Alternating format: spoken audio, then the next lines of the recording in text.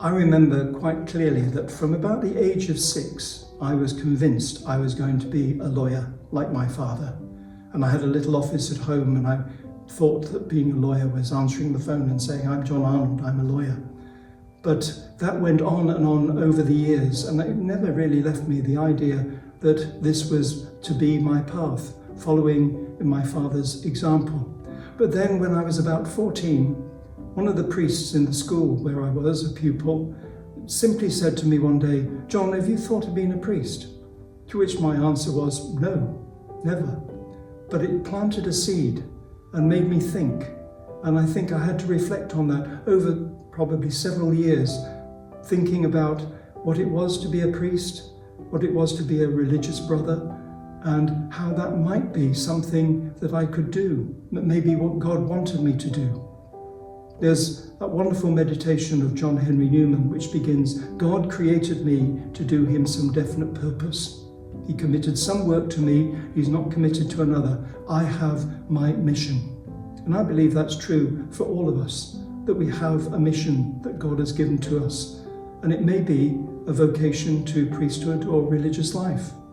It needs testing, but after 2 or 3 years from that moment when the priest had suggested to me that maybe I should be a priest, I decided to try my vocation.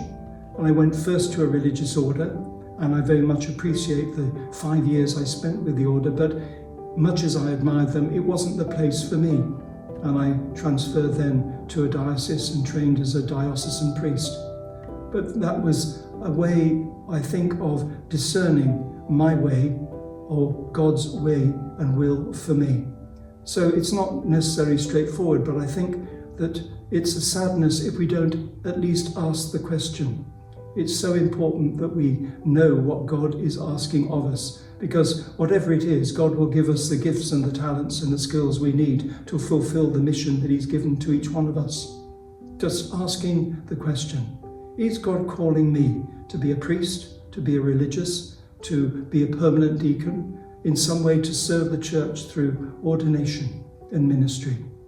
And I think it's a challenge that we should all place before ourselves, so that we may find out what God really wants us to be. And it may be that we're led in an entirely different direction, fair and good, but let's not lose that opportunity at least to ask the question of ourselves and to see if something begins to build inside us that says, yes, this is what God wants me to be and to do.